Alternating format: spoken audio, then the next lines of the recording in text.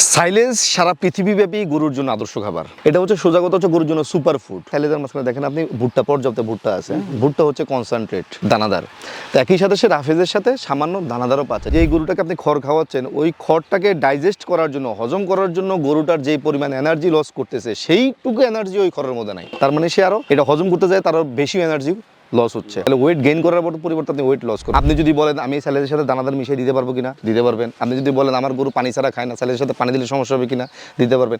এখানে কোনো রকম কোনো রাসায়নিক কোনো কিছু ব্যবহার করা হয় নাই। তার মানে হচ্ছে আপনি যেভাবে খুশি সেইভাবে আপনার গরুকে খাওয়ান। আপনি যদি বিফ ফেডিং প্রজেক্ট করেন, মানে যারা ষাঁড় গরু লালন পালন করবেন, তারা 100 কেজি লাইভ ওয়েটের জন্য 2.5 কেজি 3 কেজি পরিমাণ সাইলেজ দিবেন। আর যারা দুধের গাভী লালন পালন করেন, যদি আপনার গরুটা 20 কেজি দুধ দেয়, তাকে আপনারা 15 থেকে 18 কেজি বা 20 কেজি সাইলেজ দিতে পারেন। আমি 1 বস্তা সাইলেজও বিক্রি করতে পারবো, আপনি এখান থেকে এসে নিয়ে যান। খেয়াল করে দেখেন তো, আমার 1 বস্তা সাইলেজের দাম হচ্ছে 550 টাকা, 11 টাকা কেজি। এটাকে যখন আমি কুরিয়ারে বুকিং দিতে যাই, আমি বুঝলাম যে ঠিক আছে আমার 40 টাকা রিক্সা ভাড়া দিয়ে পাঠাইতে হয়, আমারটা বাদ। খামারিকে কুরিয়ার সার্ভিস চার্জ দিতে হয়, কোনো জায়গাতে 200, কোনো জায়গাতে 250। মানে সুন্দরবনে দিলে 250 টাকা দিতে হয়, সুন্দরবন ছাড়া দিলে 200 টাকা দিতে হয়। তো এখন ওনার এই প্রতি কেজিতে 4 টাকা কুরিয়ার সার্ভিস চার্জ পড়ে যায়। মানে 1 টন সাইলেজ যদি কেউ কুরিয়ারে বুকিং দেয়, তাহলে 4000 টাকা তারা শুধু কুরিয়ার সার্ভিস চার্জ দেওয়া লাগে।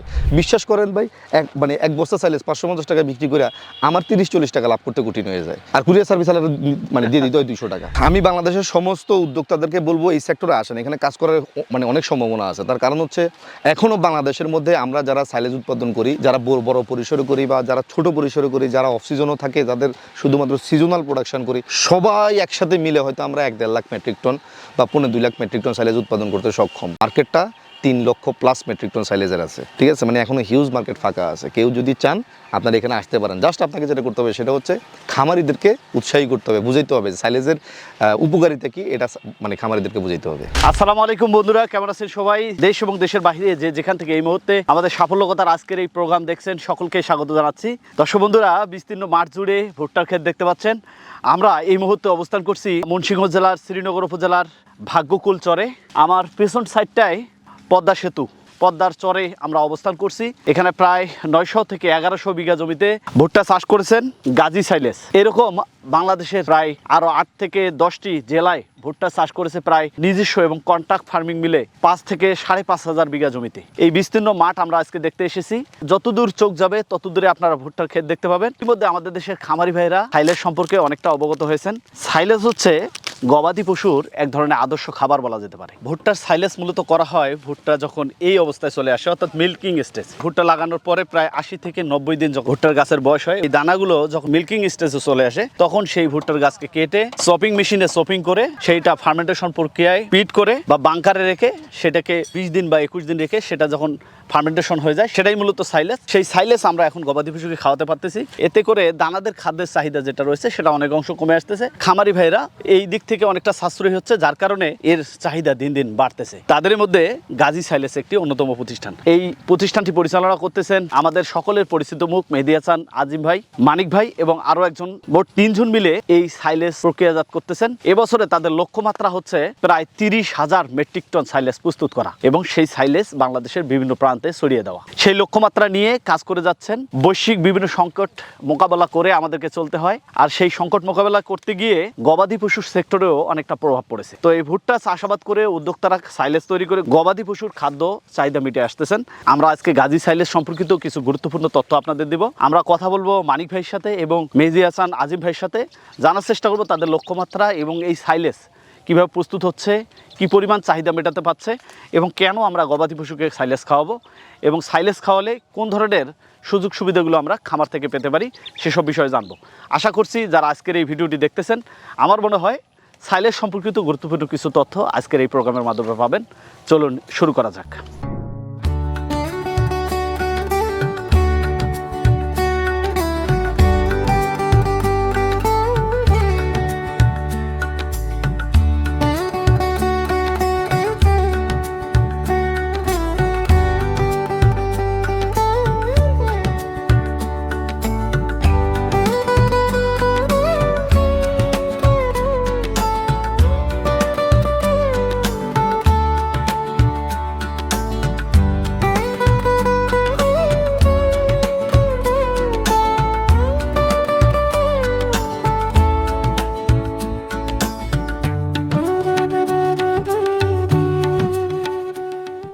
আসসালামু আলাইকুম। ওয়ালাইকুম আসসালাম রহমতুল্লাহ। ভাই ভালো আছেন? আলহামদুলিল্লাহ। মানিক ভাই কেমন আছেন আপনি? এই তো ভাই আছি আলহামদুলিল্লাহ। অনেক পথ পাড়ি দিয়ে আসছি, তারপরে জি। ভালো লাগতেছে যে এই যে বিস্তীর্ণ মাঠে শুধু ভুট্টা আর ভুট্টা।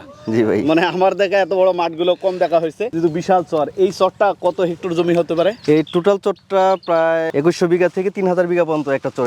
এটা আরো বড়, তাছাড়া আস্তে আস্তে আরো বেশি। পদ্মার চর তো জানেনই, এটা এক পাশ থেকে শুরু করলে এক পাশে শেষ করা যায় না, অনেক বিশাল চর। তবে আমরা তো পুরোটা সম্ভব না, আস্তে আস্তে কেটে কেটে জঙ্গল পরিষ্কার করে করে আমরা এখনো পর্যন্ত 1000 থেকে 1200 বিঘা পরিষ্কার করতে পারছি। এখানে 900 থেকে 1100 পর্যন্ত আমরা চাষযোগ্য আনতে পারছি। আমাদের কৃষক করতেছে, যার নিজেরা অল্প অল্প পরিষ্কার করে। এই জমিগুলা ম্যাক্সিমামই মালিকানাধীন, কিছু জমি আছে সরকারি, দেখা গেছে ঘাসের জমি। ম্যাক্সিমাম কৃষকদের বা আগে জমি মালিক ছিল, তারা চর ভাঙ্গার কারণে ওই পাশে চলে গেছে, চর তো বুঝে নেই, এপার ভাঙে ওপার করে।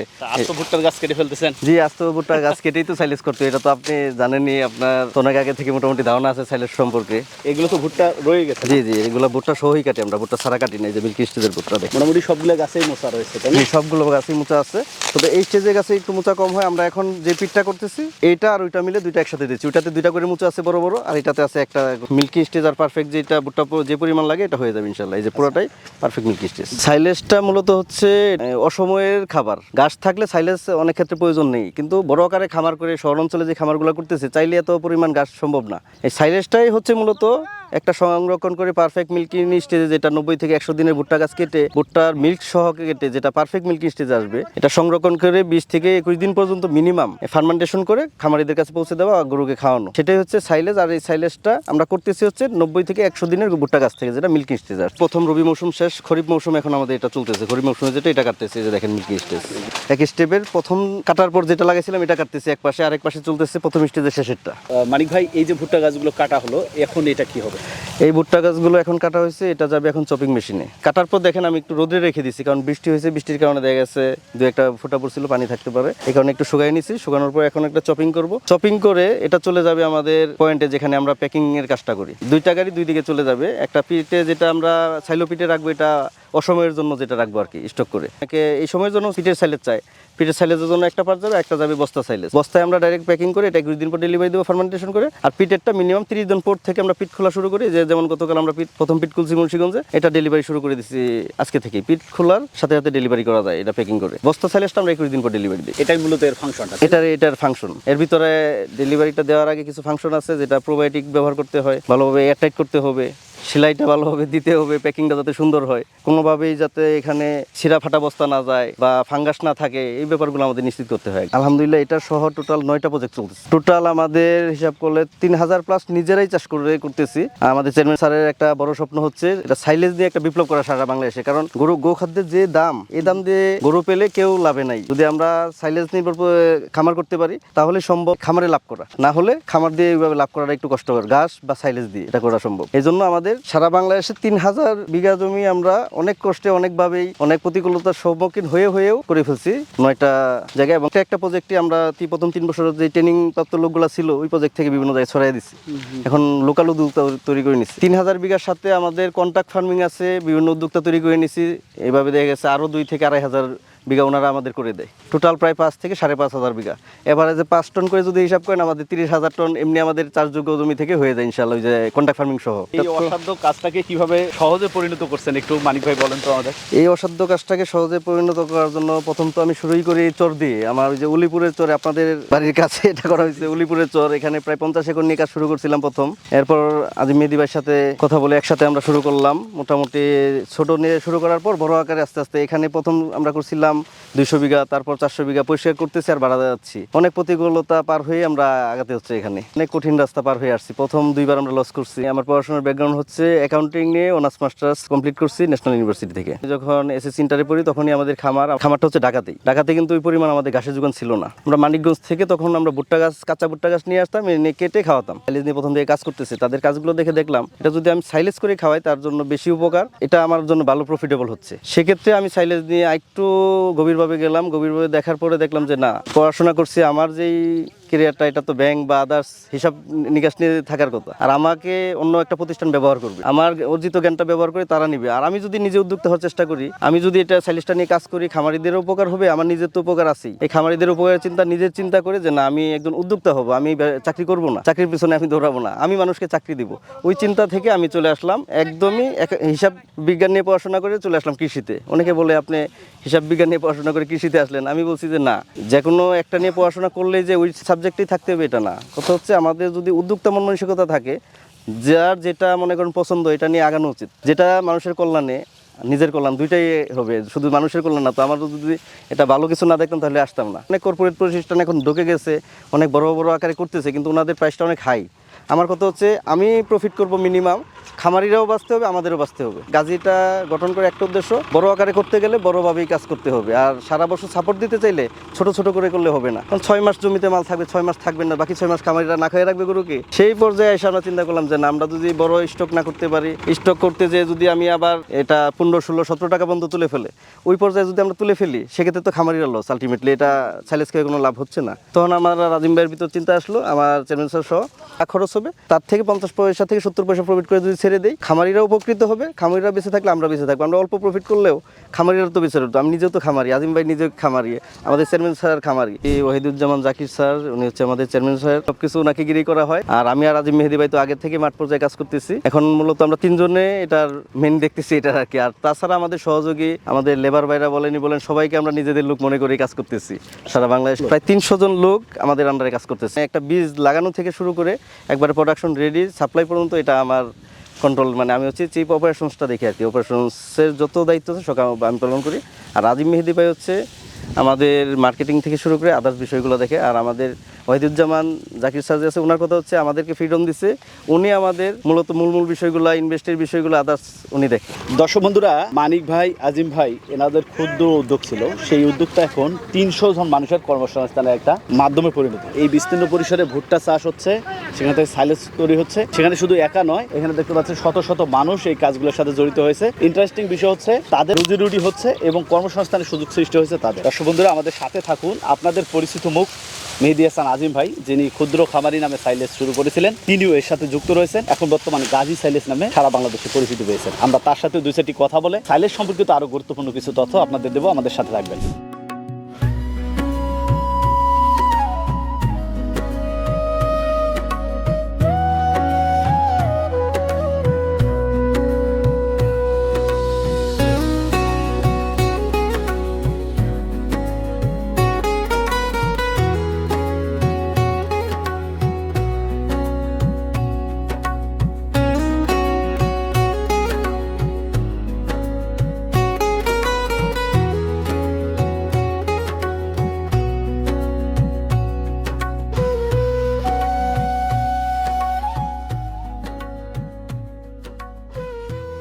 আসসালামু আলাইকুম। আসসালামু আলাইকুম। তো চলো, ভালো আছেন? আলহামদুলিল্লাহ, আপনি কেমন আছেন? আছি আলহামদুলিল্লাহ, ভালো আছি। আপনাকে পেয়ে খুবই ভালো লাগতেছে। অনেক ব্যস্ততার মধ্যে আমাদের জন্য একটু সময় রেখেছেন, এই জন্য কৃতজ্ঞতা প্রকাশ করতেছি।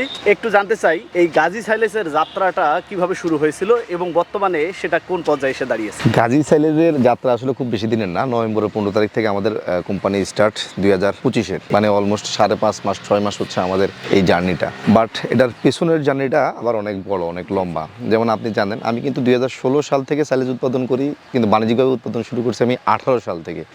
তো 18 সাল থেকে এই 25-এর জার্নিটা, মানে গাজীর আগ পর্যন্ত। আগে আমি একটা খামারে ছিলাম, ওদের ব্র্যান্ডে ওদের জন্য তৈরি করেছি, সারা বাংলাদেশে সেটা বাণিজ্যিকভাবে বিক্রি করছি। তারপরে আমি ওইখান থেকে আসার পরে ক্ষুদ্র খামারি আমার নিজের ব্র্যান্ডে আমি সাইলেজ উৎপাদন করে সারা বাংলাদেশে সেল করছি। তার পরবর্তীতে যখন আমি দেখলাম যে না, অ্যাকচুয়ালি এটা একটা বিগ ইনভেস্টমেন্টের ব্যাপার, অনেক বড় একটা বিনিয়োগে এখানে যেতে হবে। আর যদি বড় বিনিয়োগে যাই তাহলে উৎপাদন বেড়ে যাবে, ততটুকু উৎপাদন আমি করতে সক্ষম কিনা।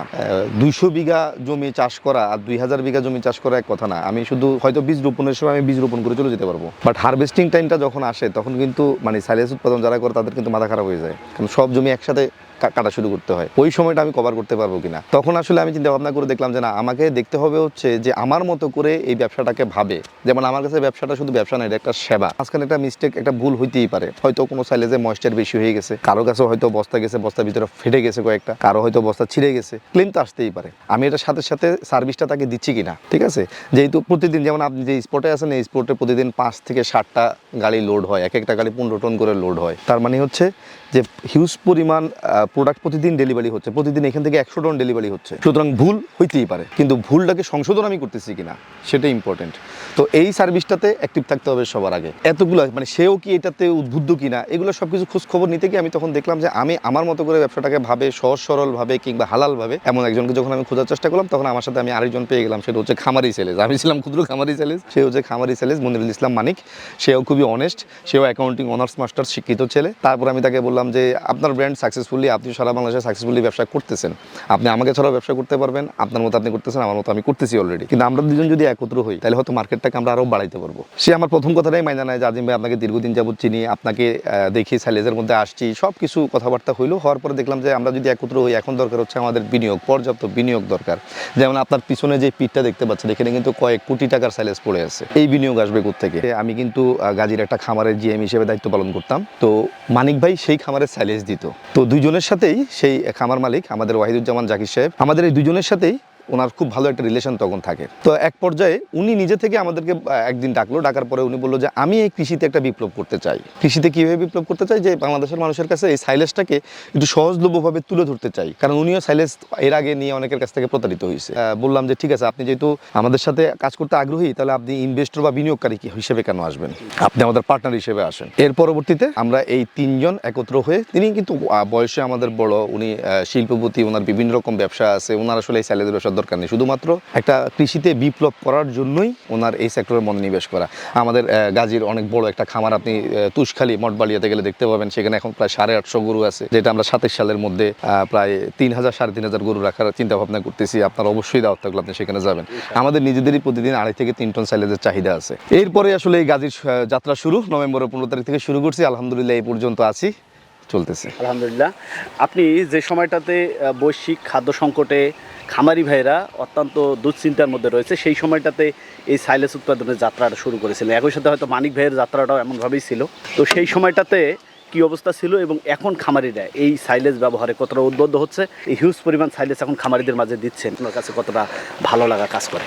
খাদ্য সংকট বলতে এখানে আমি একটা জিনিস একটু কারেকশন করতে চাই। এখন কোভিড টাইমটা আসে, লকডাউন হয়ে যায় চারদিকে, তখন কিন্তু আমরা ভাবছিলাম যে আমরা খুব অভাবে পড়ে যাবো, কিন্তু আসলে না খেয়ে কি কেউ মরছে? কাউকে মরে না। আসলে রিজিকের মালিক হচ্ছে আল্লাহ, উনি সিদ্ধান্ত নিয়ে রাখছে কাকে কিভাবে যাবে। আর গরু তো হচ্ছে বোবা প্রাণী, তার রিজিকের দায়িত্ব তো তিনি অনেক আগেই নিয়ে রাখছে, তাই না? সুতরাং খাদ্যের কোনো সংকট নাই। আপনি যদি বলতে চান যে সমস্যা, তাহলে কথা সমস্যা আমরা এই মুহূর্তে ফেস করতেছি, সেটা হচ্ছে ট্রান্সপোর্টেশনে। নিজেরা গাড়ি কিনে নিয়েছি, তারপরেও প্রবলেম, যে কারণে নিজেদের গাড়ি আপনি দেখবেন 2টা গাড়ি আমার বসে আছে, হ্যাঁ, এটা চাইতে পারতেছে না কোথাও। বাইরের গাড়ি ভাড়া করতে যাই, যেখানে ভাড়া ছিল আগে 20,000 টাকা, সেখানে ভাড়া হয়ে গেছে এখন 33,000 টাকা।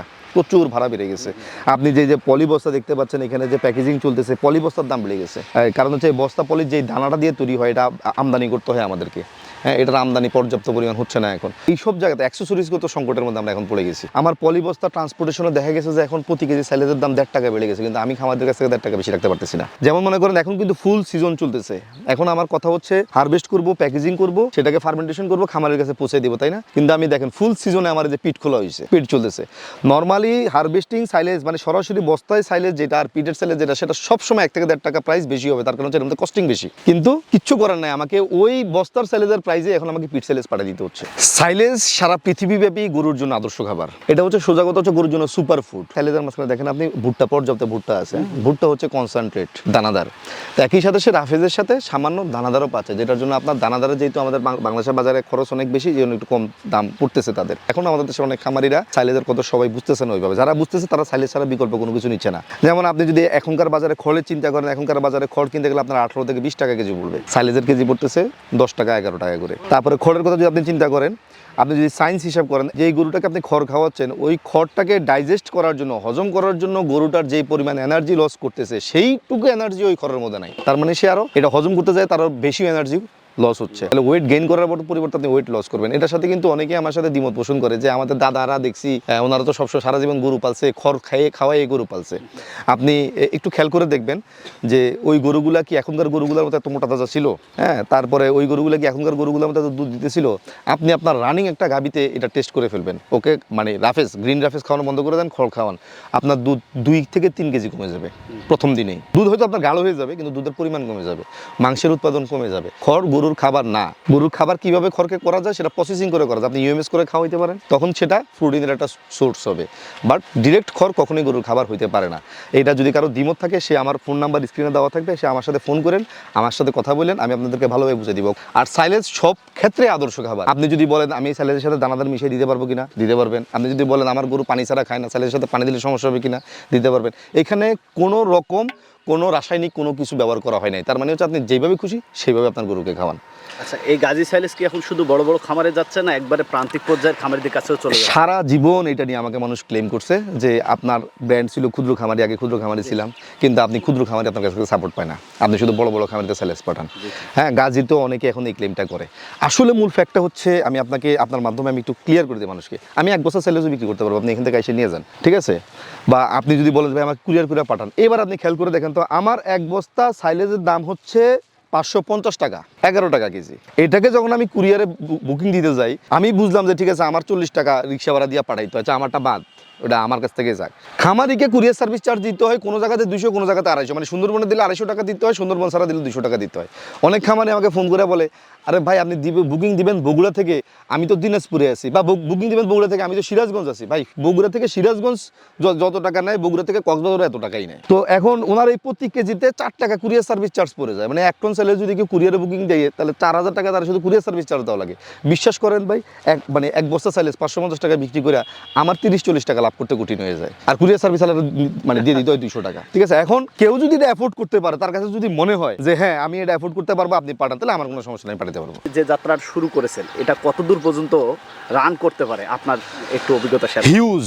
আমি বাংলাদেশের সমস্ত উদ্যোক্তাদেরকে বলবো এই সেক্টরে আসেন, এখানে কাজ করার মানে অনেক সম্ভাবনা আছে। তার কারণ হচ্ছে এখনও বাংলাদেশের মধ্যে আমরা যারা সাইলেজ উৎপাদন করি, যারা বড় পরিসরে করি বা যারা ছোট পরিসরে করি, যারা অফ সিজনও থাকে, যাদের শুধুমাত্র সিজনাল প্রোডাকশন করি, সবাই একসাথে মিলে হয়তো আমরা 1-1.5 লাখ মেট্রিক টন বা 2.5 লাখ মেট্রিক টন সাইলেজ উৎপাদন করতে সক্ষম। মার্কেটটা 3 লক্ষ প্লাস মেট্রিক টন সাইলেজের আছে, ঠিক আছে? মানে এখনো হিউজ মার্কেট ফাঁকা আছে। কেউ যদি চান আপনারা এখানে আসতে পারেন। জাস্ট আপনাকে যেটা করতে হবে সেটা হচ্ছে খামারিদেরকে উৎসাহী করতে হবে, বুঝাইতে হবে যে সাইলেজের উপকারিতা কি, এটা মানে খামারিদেরকে বুঝাইতে হবে। সর্বোপরি আজিব ভাই একটা প্রশ্ন করব, আসলে খামারি পর্যায়ে যেহেতু এগুলো চলে যাচ্ছে, রেশিও অনুযায়ী সাইলেজ কি মাপে খাওয়াতে হবে বা খাওয়ানোর পদ্ধতিটা একটু যদি বলে দেন। রেশিও অনুযায়ী আপনি যদি প্রপার সায়েন্স ফলো করেন তাহলে আপনার কস্টিং অনেক বেড়ে যাবে, আপনি ভয় পেয়ে যাবেন, দরকার নাই। আমি জাস্ট বলবো সেটা হচ্ছে, আপনি যদি বিফ ফেডিং প্রজেক্ট করেন, মানে যারা ষাঁড় গরু লালন পালন করবেন, তারা 100 কেজি লাইভ ওয়েটের জন্য 2.5 কেজি 3 কেজি পরিমাণ সাইলেজ দিবেন। আর যারা দুধের গাভী লালন পালন করেন, যদি আপনার গরুটা 20 কেজি দুধ দেয়, তাকে আপনারা 15 থেকে 18 কেজি বা 20 কেজি সাইলেজও দিতে পারেন, কারণ গাভী তো দুধ দিচ্ছে, দুধের টাকা থেকে আপনি হয়তো হিসাব করে ফেলতে পারবেন। ষাঁড় গরুর ব্যাপারটা হচ্ছে কি, আপনি যত ভালো খাবারই তাকে প্রোভাইড করেন না কেন, সে 800 থেকে 1200 গ্রামের বেশি ওয়েট আপনাকে দিবে না। তার শরীরের যে অতিরিক্ত পুষ্টি যেটা সে খাবার থেকে গ্রহণ করে, সেটা সে গোবরের সাথে ছেড়ে দিবে। দিন থেকে আপনি সাইলেজ ব্যবহার করবেন, আপনি দেখবেন যে তার 3-4 দিন পর থেকে আপনার গাভীর দুধ 1 কেজি হইলেও বেড়ে গেছে, আপনার প্রোডাকশন বাড়বে। সারা বাংলাদেশ থেকে খামারি ভাইরা যারা আছেন, স্ক্রিনে আমার ফোন নাম্বার দেওয়া থাকবে, আপনারা আমার সাথে ফোনে যোগাযোগ করবেন। তবে একটা কথা, আমার কাছে কোনো ক্যাশ অন ডেলিভারি নাই। হ্যাঁ, বাংলাদেশে অনেকেই ক্যাশ অন ডেলিভারি সার্ভিস আপনাকে দিবে, আপনি নিতে পারেন। ব্যাপারটা হচ্ছে, আমি আপনার খামারে সাইলেজ পাঠাই আপনার কাছে পেমেন্টের জন্য বারবার ফোন দিব, ধন্যবাদ দিব, অতটুকু সময় আমার নাই ভাই। আমি আমার টাকা খরচ করে প্রোডাক্ট বানাইছি, কেন আপনার কাছে প্রোডাক্ট মানে পাঠাইয়া বাকিতে পাঠাই আপনার পিছিয়ে আমি টাকার জন্য ঘুরবো, ঠিক আছে? আমার প্রোডাক্ট আমার কাছেই থাকবে, যতটুকু উৎপাদন আছে এতটুকু আমি কভার করতে পারতেছি না, আর যেটা বাকি পাঠায় তার পিছনে কেন দৌড়াবো? আমার কোম্পানি অ্যাকাউন্ট আছে, আপনারা আমার কোম্পানি অ্যাকাউন্টে আপনি টাকা পাঠিয়ে দিবেন, আপনি যেদিন পেমেন্ট করবেন তার 2 দিনের মধ্যে, মানে সর্বোচ্চ 2 দিনের মধ্যে আপনার খামারে আমি সাইলেজ ডেলিভারি করে দিব। আপনাকে অসংখ্য ধন্যবাদ, আমাদের মূল্যবান সময় দিলেন শত ব্যস্ততায়, এবং আকাশের অবস্থাও খারাপ, বৃষ্টি আসবে হয়তো। সর্বোপরি গাজী সাইলেজের আগামী দিন সুগম কামনা করে বিদায় নিচ্ছি। আসসালামু আলাইকুম। আসসালামু আলাইকুম। থ্যাংক ইউ তোয়াজুল ভাই, আপনি আসছেন, আমি খুব খুশি হয়েছি। Thank you very much. Okay.